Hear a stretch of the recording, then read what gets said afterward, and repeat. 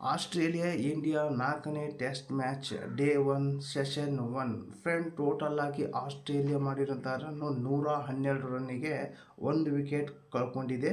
ಇವ್ರಿಗೆ ಆರಂಭ ಚೆನ್ನಾಗಿದೆ ಫ್ರೆಂಡ್. ಟೋಟಲ್ ಆಗಿ ನೋಡೋದಾದರೆ ಆರಂಭ ಚೆನ್ನಾಗಿದೆ.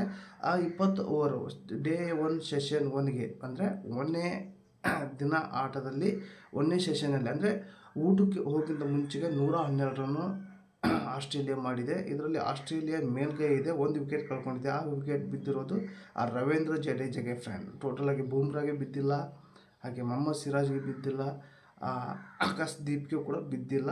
ಜಡೇಜಾ 1 ವಿಕೆಟ್ ತೊಗೊತಾರೆ. ಇವ್ರು ಯಾರಪ್ಪ ಹೊಸ್ದಾಗಿ ಬಂದಿರುವಂಥ ಸ್ಯಾಮ್ ಕಾನ್ಸ್ಟನ್ಸ್ 65 ಬಾಲಿಗೆ 60 ರನ್ನು, 6 4 2 6 ಸ್ಟ್ರೈಕ್ ಬಂದುಬಿಟ್ಟು ಇವರು 92 ಸ್ಟ್ರೈಕಲ್ಲಿ ಇವರು ಬ್ಯಾಟಿಂಗ್ ಮಾಡಿದ್ದಾರೆ ಫ್ರೆಂಡ್. ಟೋಟಲ್ ಆಗಿ ಇವ್ರು ಏನಪ್ಪ ಅಂದರೆ ಇದೇನು ಟೆಸ್ಟ್ ತಿಳ್ಕೊಂಡಿದ್ದಾರೆ, ಏನು 2020 ಏನೋ ಆಡ್ತಾಯಿದ್ರು ಗೊತ್ತಾಗ್ತಾಯಿಲ್ಲ. ಯಾಕಂದರೆ ಪ್ರಮುಖ 2 ಓವರು 4 ಓವರ್ನಲ್ಲಿ ಇವರು ಬುಮ್ರಾ ಬಾಲಿಗೆ ಭಾರಿ ಪಡೆದಾಡಿದರು ಫ್ರೆಂಡ್. ಯಾಕಂದರೆ ಇವರು ಬುಮ್ರಾ ಬಾಲಿಗೆ 1-2 ಓವರು ಬರೆದಾಡಿದರು. ಆಮೇಲೆ ಇವರು ಆಟ ಶುರು ಆಗಿದ್ದು ಟೋಟಲಾಗಿ ಬುಮ್ರಾ ಬಾಲಲ್ಲಿ 2 ಸಿಕ್ಸ್, ಒಂದೇ ಓವರಲ್ಲಿ 2 ಸಿಕ್ಸ್ 1 4 ಮಾಡಿದ್ದಾರೆ ಫ್ರೆಂಡ್. ಟೋಟಲ್ ಆಗಿ ಯಾರಪ್ಪ ಅಂದರೆ ಸ್ಯಾಮ್ ಕಾನ್ಸ್ಟನ್ಸ್, ಅವ್ರ ಜೊತೆಗೆ ಉಸ್ಮಾನ್ ಖ್ವಾಜಾ 38 ರನ್ನು 73 ಬಾಲಿಗೆ.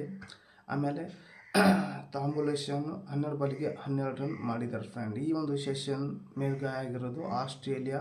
ನಮ್ಮ ಇಂಡಿಯಾ ಬಾಲರ್ ಸ್ವಲ್ಪ ಸ್ಟ್ರಗಲ್ ಮಾಡಿದ್ರು.